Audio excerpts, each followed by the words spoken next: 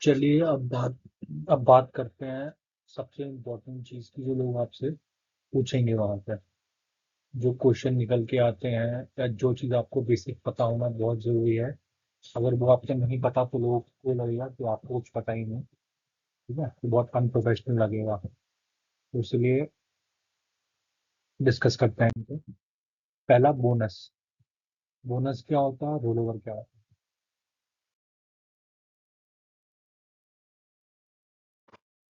देखिए, हमारे यहाँ रोल ओवर जो है वो 100% है। रोल ओवर का मतलब ये होता है कि अगर किसी क्लाइंट ने हमारे यहाँ 1,000 रुपये से आईडी खोली है, तो उसको हमने बोनस दिया है 10% का। तो उसको अपने पूरे अमाउंट से एक बार प्ले करना ही रहेगा। ठीक है, दोबारा बोल देता हूँ। रोल ओवर का मतलब होता है कि जितना भी अमाउंट उसने डाला है, उससे उसको एक बार तो प्ले करना पड़ेगा पूरा की पूरा, चाहे वो जीते या हारे। एग्जाम्पल से चलते हैं। देखिए, मान लीजिए किसी ने 1,000 रुपये से आईडी खुलवाई अपनी, उसको हमने 100 रुपये का बोनस दिया। तो अब उसने सिर्फ 500 रुपये से खेला, या उसने 500 रुपये का एक गेम खेला, या उसने 100 रुपये के 500 गेम 5 गेम खेले, और वो 500 रुपये जीत गया।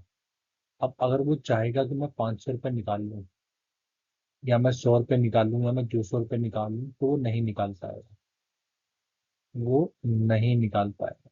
क्यों? क्योंकि हमने उसको बोनस दिया है, और बोनस का रूल है कि 100% रोल ओवर। रोल ओवर मतलब घुमाना, पैसे को घुमाना। तो एक बार 100% मतलब एक बार उसको पैसे को पूरा घुमाना पड़ेगा। अब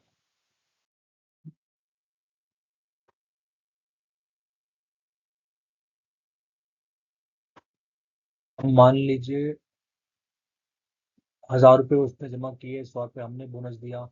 उसने 1,100 रुपये से खेला, खेल के वो 2,200 रुपये जीत गया। अब उसको 2,200 रुपये निकालना है। हाँ, तो 2,200 रुपये अलाउड है। क्यों? क्योंकि उसने पूरे 1,100 रुपये से खेला है, और वो जीत गया। अब वो 1,100, अब उसको 2,200 जीत गया।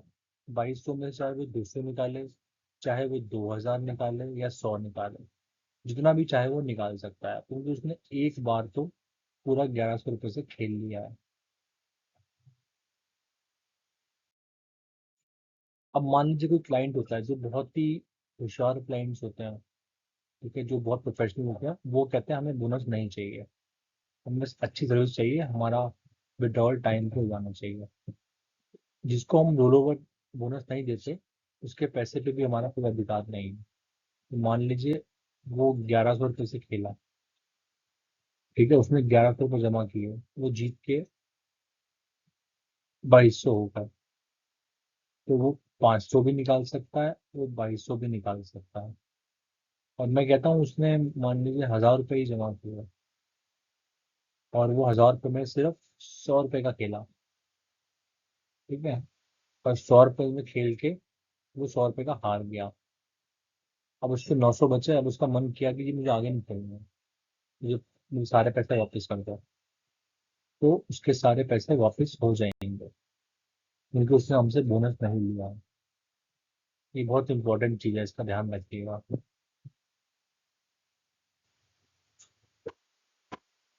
अब आगे देखते हैं। अगली चीज़ है डिपॉजिट एंड विड्रॉल। ठीक है, इसके बारे में आपको पता होना बहुत जरूरी है।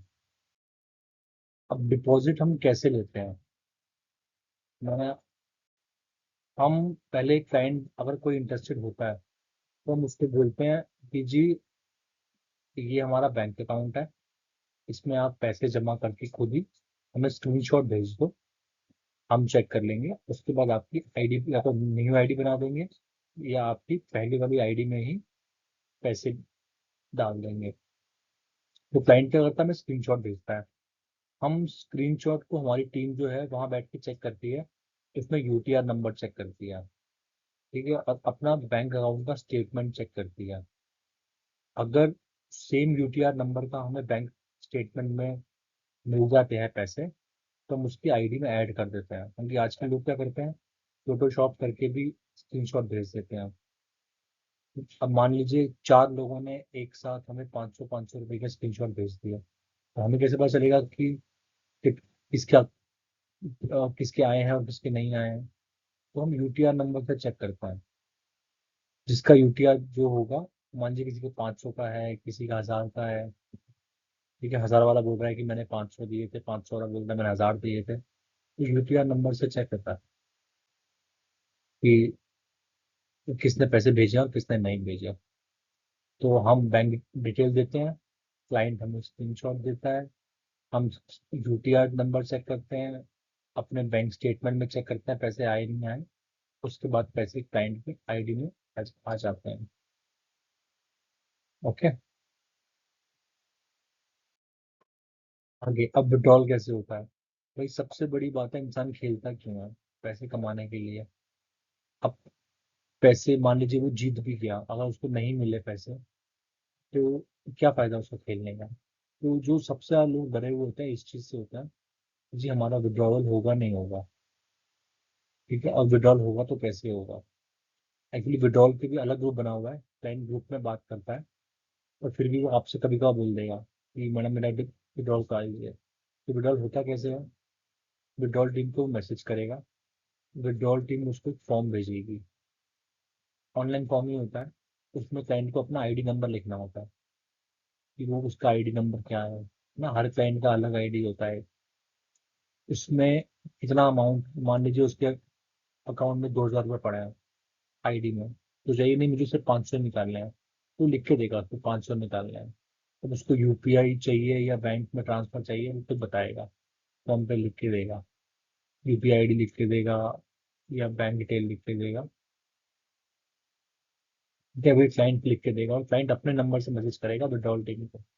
सबसे इंपॉर्टेंट चीज़ है, आप नहीं कर सकते, क्लाइंट को अपने नंबर से विड्रॉल टीम को ही मैसेज करना है। तो उसके बाद 10 मिनट के अंदर अंदर उसके अकाउंट में पैसे आ जाता है। ठीक है, हम लोग चेक करते हैं कि भाई जो आईडी दी है उसने वो ठीक है कि नहीं। मान लीजिए उसके अकाउंट में पड़े हैं 500 और वो मांग रहा है 1000 रुपये, अमाउंट ठीक है कि नहीं। ठीक है, यूपीआई ठीक है कि नहीं। यूपीआई का ये है कि वो किसी के अकाउंट में ले सकता है, ऐसा नहीं है कि वो सिर्फ अपने अकाउंट में ट्रांसफर ले सकता है। अगर वो फॉर्म भर के दे रहा है ना, तो किसी के अकाउंट में भी ट्रांसफर ले सकता है।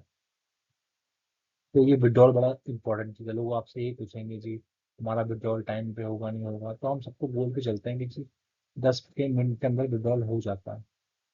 जब कभी रश होता है तब थोड़ा टाइम लग जाता है, वरना हम कोशिश करते हैं कि जैसे ही वो फॉर्म भर के दिया हमें 10 मिनट के अंदर हम उसका विड्रॉल कर दें।